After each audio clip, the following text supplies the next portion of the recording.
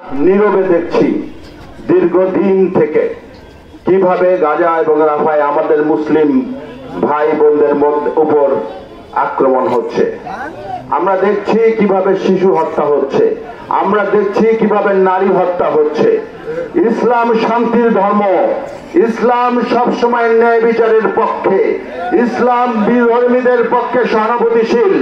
কিন্তু আজ আমরা দেখছি এই ইসলামের বিরুদ্ধে পরাশক্তিগুলো ইসরায়েলের পাশে দাঁড়িয়েছে। আজকে বিশ্ব বিবেক নাড়া দেয় না।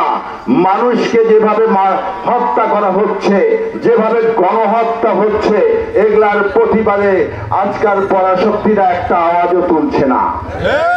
কারণ আমরা মুসলমান, যারা মৃত্যু মুখে পতিত হচ্ছে তারা মুসলমান, যে শিশুটি মারা যাচ্ছে সেটা মুসলমান।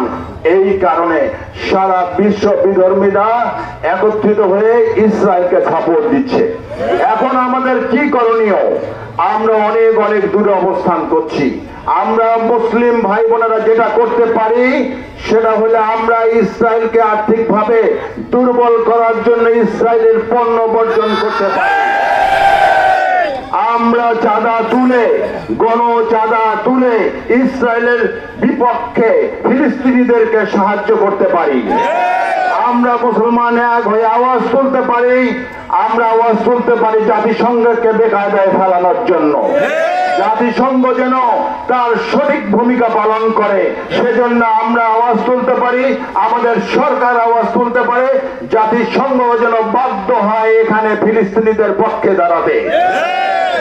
মানবতা যখন বিপন্ন তখন সারা বিশ্ব বিবেক যেন চুপ হয়ে আছে। এটা অবাক করে। আমরা মুসলমান, আমরা এটাতে চুপ থাকতে পারি না। আমরা ঐক্যবদ্ধ হব ইনশাআল্লাহ। আমরা এর বিপক্ষে আমাদের মতামত জানাই। আজকে যারা এই গণমিছিলে সমবেত হয়েছেন, যারা ব্যবসায়ী ভাই বোনেরা দোকানপাট বন্ধ করে আমাদের সঙ্গে শরীক হয়েছেন, আপনারা শহীদ হয়েছেন আপনাদের বিবেকের তাড়নায়। আপনারা শহীদ হয়েছেন মুসলমান ভাইদেরকে পাশে দাঁড়ানোর জন্য। আমি ধন্যবাদ জানাই, বাংলাদেশ জাতীয়তাবাদী দল ধন্যবাদ জানাই। আমরা যে কোনো অন্যায়, অত্যাচার, নিপীড়ন, জুলুম যেখানে মানবতা বিপন্ন তার বিরুদ্ধে বাংলাদেশ জাতীয়তাবাদী দল। আমরা সবাই সব সময় সচেষ্ট থাকবো। কোথাও কোনো অন্যায় হলে তার বিরুদ্ধে রুখে দাঁড়াবো ইনশাল্লাহ।